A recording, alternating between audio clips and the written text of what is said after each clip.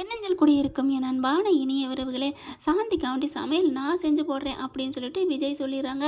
காவேரியும் ஆமத்தை நாங்கள் 2 பேரும் சூப்பராக சமைக்கிறோம் அப்படிங்கிறாங்க. சரிடி, எல்லா பொருளும் வேணும்ல சமைக்கிறதுக்கு அப்படிங்கிறாங்க. விஜய் உடனே பார்க்குறாங்க, நான் எல்லாத்தையும் ஆர்டர் பண்ணுறேன், ஆர்டர் பண்ணால் உடனே கைக்கு வரும் அப்படிங்கிறாங்க. என்னது ஆர்டர் பண்ணால் வீட்டுக்கு வந்துடுமா? என்னடி சொல்கிறாரு உன் புருஷன் அப்படின்னு இங்கே குமரன் அம்மா கேட்க, ஆமாத்த இப்போல்லாம் இருந்த இடத்துக்கு எல்லாம் வந்துடும், நமக்கு ஃபோனில் மட்டும் காசு வச்சுக்கிட்டா போதும் அப்படிங்கிறாங்க. என்னமோ போங்க, அந்த காலத்தில் தான் கஷ்டப்பட்டு நடந்து போய் எல்லாம் வாங்கிட்டு வருவோம். ஆனால் அதில் ஒரு 100 ரூபா மிச்சப்படுத்தலாம். இப்போ நீங்கள் வீடு தேடி வந்தால் காசு கூடுதலடி கேட்பாங்க. அதுக்கு என்ன பண்ணுறது, நமக்கு நேரம் மிச்சம் ஆகுதுல்ல, அந்த நேரத்தில் வேறு வேலை பார்க்குறோம்ல, அதை புரிஞ்சுக்கங்க அத்தை அப்படிங்கிறாங்க. சரிடி நீ ஏதோ சொல்கிற, சரி இப்போ எப்போ வரும்? இதோ பண்ணியாச்சு, இன்னும் கொஞ்சம் நேரத்தில் வந்துடும்ல அப்படின்னு சொல்லிக்கிட்டு இருக்காங்க. விஜயும் காவேரியும் கரெக்டாக வந்துடுதுங்க. பார்த்தா என்னென்ன ஆர்டர் பண்ணியிருக்கீங்க அப்படின்னு பார்க்குறாங்க.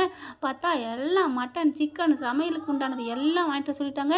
ஏய் காவேரி, என்னடி உன் புருஷன் இவ்வளோ ஆர்டர் பண்ணியிருக்காரு அப்படின்னு கேட்க பார்க்குறாங்க. அம்மா விடுமா, அவர் ஆசைப்படுறாரு, அத்தைக்காண்டி பிரியாணி சமைக்கணும், உங்களுக்கு கோழி, உங்களுக்கு அக்கா கங்காக்கா உனக்கு பிடிச்ச சிக்கன் 65 எல்லாமே சூப்பராக செஞ்சு தரோம் போதுமா அப்படிங்கிறாங்க.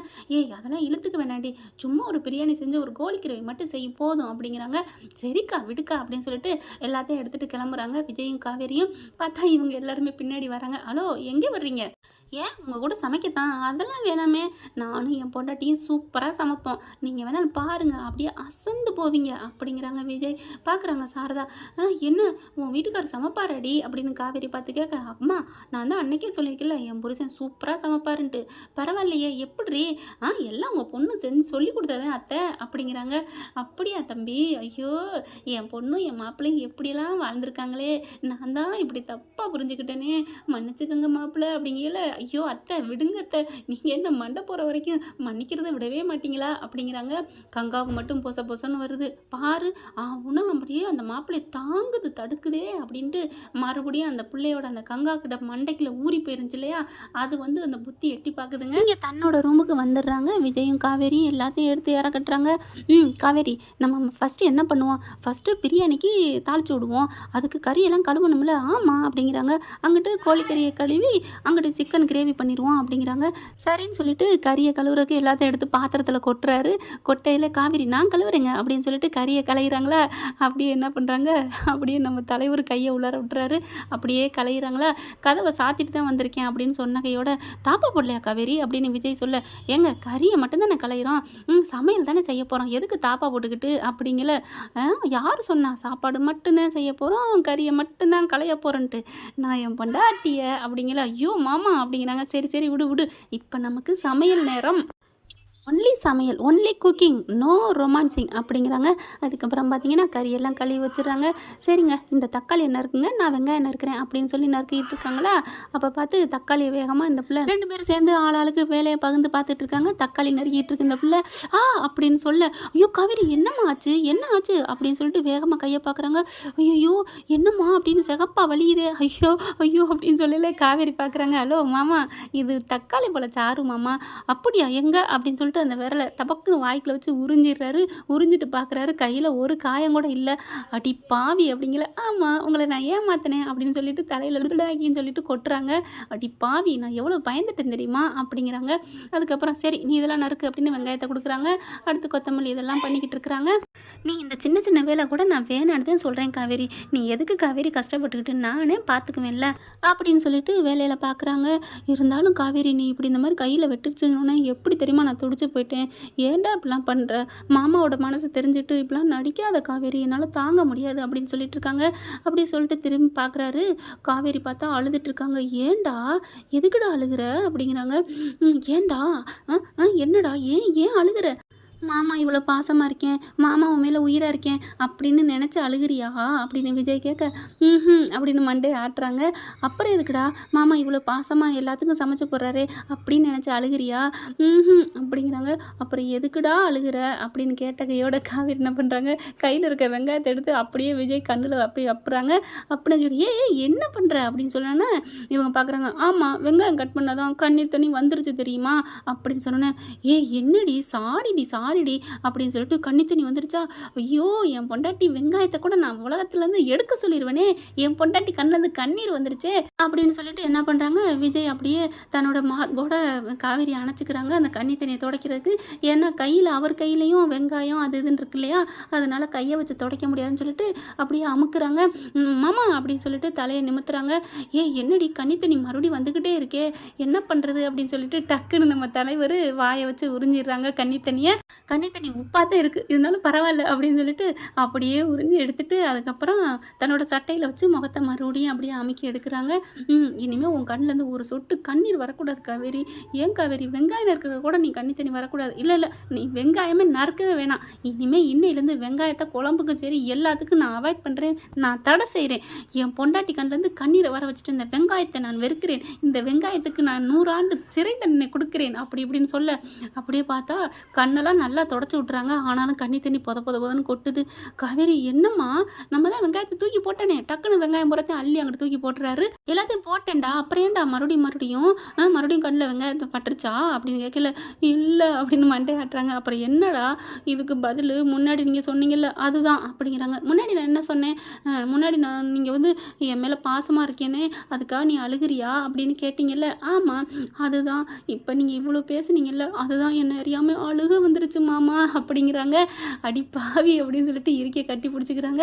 கட்டி பிடிச்சிட்டு என்னடா நான் உன் மேலே பாசமாக இருக்கிறது இப்போ தான் உனக்கு தெரியுதா, நான் உன் உயிரை வச்சிருக்கேன்டி, நான் என்னடி பண்ணுறது, நான் எப்படி உன் மேலே நான் பாசம் வச்சிருக்கேன்னு காமிக்கிறது, நான் எதை சொன்னால் நீ நம்புவேன் அப்படிங்கல.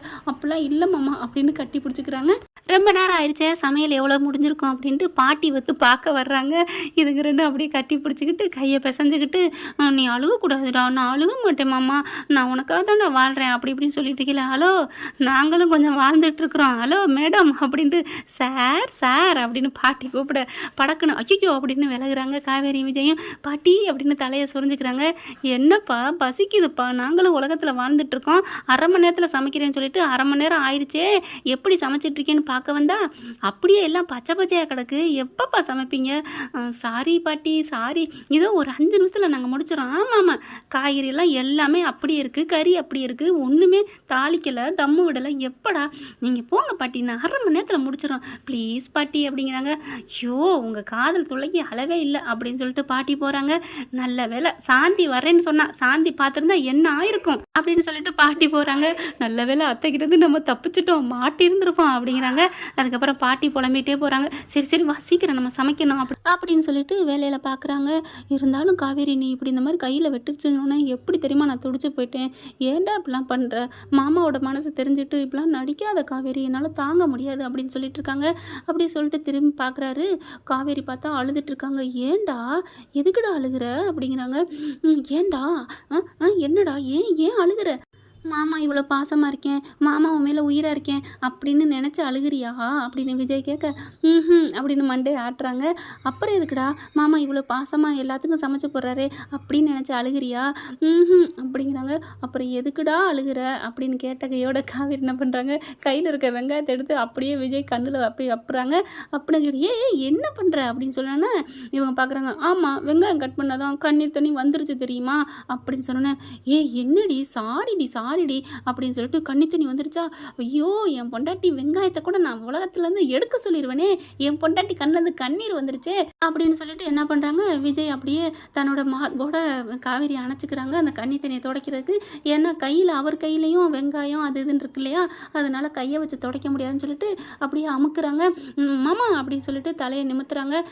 என்னடி கண்ணி தண்ணி மறுபடியும் வந்துக்கிட்டே இருக்கே, என்ன பண்ணுறது அப்படின்னு சொல்லிட்டு டக்குன்னு நம்ம தலைவர் வாயை வச்சு உறிஞ்சிடுறாங்க கண்ணி தண்ணி உப்பாக தான் இருக்குது, இருந்தாலும் பரவாயில்ல அப்படின்னு சொல்லிட்டு அப்படியே உறிஞ்சி எடுத்துட்டு அதுக்கப்புறம் தன்னோட சட்டையில் வச்சு முகத்தை மறுபடியும் அப்படியே அமுக்கி எடுக்கிறாங்க. இனிமேல் உன் கண்ணிலேருந்து ஒரு சொட்டு கண்ணீர் வரக்கூடாது காவேரி. ஏன் காவேரி, வெங்காயம் நறுக்கிறது கூட நீ கண்ணி தண்ணி வரக்கூடாது. இல்லை நீ வெங்காயமே நறுக்கவே வேணாம். இனிமேல் இன்னையிலேருந்து வெங்காயத்தை குழம்புக்கு சரி எல்லாத்துக்கும் நான் அவாய்ட் பண்ணுறேன், நான் தடை செய்கிறேன். என் பொண்டாட்டி கண்ணிலேருந்து கண்ணீரை வர வச்சுட்டு இந்த வெங்காயத்தை நான் வெறுக்கிறேன், இந்த வெங்காயத்துக்கு நான் 100 ஆண்டு சிறை தண்டனை கொடுக்குறேன் அப்படி இப்படின்னு சொல்ல அப்படியே பார்த்தா கண்ணெல்லாம் நல்லா தொடச்சி விட்றாங்க. ஆனாலும் கண்ணி தண்ணி பொத பொத பொதன்னு கொட்டுது. காவேரி என்னம்மா நம்ம தான் வெங்காயத்தை தூக்கி போட்டேனே, டக்குன்னு வெங்காயம் புறத்தையும் அள்ளி அங்கிட்டு தூக்கி போட்டுறாரு. எல்லாத்தையும் போட்டேன்டா, அப்புறம் ஏன்டா மறுபடியும் கண்ணில் வெங்காயத்தை பட்டுருச்சா அப்படின்னு கேட்கல. இல்லை அப்படின்னு மண்டை ஆட்டுறாங்க. அப்புறம் என்னடா இதுக்கு பதில், முன்னாடி நீங்கள் சொன்னீங்கல்ல அதுதான் அப்படிங்கிறாங்க. முன்னாடி நான் என்ன சொன்னேன்? முன்னாடி நீங்கள் வந்து என் மேலே பாசமாக இருக்கேனே அதுக்காக நீ அழுகிறியா அப்படின்னு கேட்டீங்கல்ல. ஆமாம் அதுதான். இப்போ நீங்கள் இவ்வளோ பேசுனீங்கல்ல அதுதான் என்ன அறியாமல் அழுக வந்துருச்சு மாமா அப்படிங்கிறாங்க. அடி பாவி அப்படின்னு சொல்லிட்டு இருக்கையை கட்டி பிடிச்சிக்கிறாங்க. கட்டி பிடிச்சிட்டு என்னடா நான் உன் மேலே பாசமாக இருக்கிறது இப்போ தான் உனக்கு தெரியுதா? நான் உன் உயிரை வச்சிருக்கேன்டி, நான் என்னடி பண்ணுறது? நான் எப்படி உன் மேலே நான் பாசம் வச்சிருக்கேன்னு காமிக்கிறது? நான் எதை சொன்னால் நீ நம்புவேன் அப்படிங்கல. அப்படிலாம் இல்லை மாமா அப்படின்னு கட்டி பிடிச்சிக்கிறாங்க. ரொம்ப நேரம் ஆயிடுச்சே, சமையல் எவ்வளோ முடிஞ்சிருக்கும் அப்படின்ட்டு பாட்டி வந்து பார்க்க வர்றாங்க.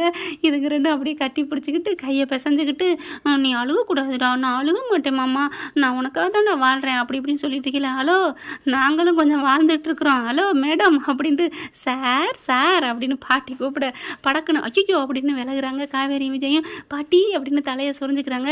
என்னப்பா பசிக்குதுப்பா, நாங்களும் உலகத்தில் வாழ்ந்துட்டுருக்கோம், அரை மணி நேரத்தில் சமைக்கிறேன்னு சொல்லிட்டு அரை மணி நேரம் ஆயிடுச்சே, எப்படி சமைச்சிட்ருக்கேன்னு பார்க்க வந்தா அப்படியே எல்லாம் பச்சை பச்சையாக கிடக்கு, எப்பப்பா சமைப்பீங்க? சாரி பாட்டி சாரி, இதோ ஒரு 5 நிமிஷத்தில் நாங்கள் முடிச்சிடறோம். ஆமாம் காய்கறியெல்லாம் எல்லாமே அப்படியே இருக்குது, கறி அப்படியே இருக்குது, ஒன்றுமே தாளிக்கலை தம்மு விடலை, எப்படா? நீங்கள் போங்க பாட்டி, நான் அரை மணி நேரத்தில் முடிச்சிடறோம் ப்ளீஸ் பாட்டி அப்படிங்கிறாங்க. ஐயோ உங்கள் காதல் துளைக்கு அளவே இல்லை அப்படின்னு சொல்லிட்டு பாட்டி போகிறாங்க. நல்ல வேலை சாந்தி வரேன்னு சொன்னா, சாந்தி பார்த்துருந்தா என்ன ஆயிருக்கும் அப்படின்னு சொல்லிட்டு பாட்டி போகிறாங்க. நல்ல வேலை அத்தைக்கிட்டேருந்து நம்ம தப்பிச்சிட்டோம், மாட்டி இருந்திருப்போம் அப்படிங்கிறாங்க. அதுக்கப்புறம் பாட்டி புலம்பிகிட்டே போகிறாங்க. சரி சரி வா சீக்கிரம் நம்ம சமைக்கணும் அப்படின்னு சொல்லிட்டு சமையலுக்கு இறங்குறாங்க. ஆனால் சமையலுக்கு இறங்குனாலும் அவங்க சமைக்கிறாங்கன்னு நினைக்கிறீங்களா? இல்லை ஃப்ரெண்ட், இங்கே இனிமே தான் ஒரு கூத்தே நடக்க போகுது. என்ன நடக்க போகுது அப்படிங்கிறத அடுத்த எபிசோடில் பார்க்கலாம். இந்த பதிவு என்னோட கற்பனை கதை தான். பிடிச்சிருந்துச்சுன்னா லைக் பண்ணி சப்ஸ்கிரைப் பண்ணிடுங்க உங்கள் பொண்ணான கையால். Thank you friends.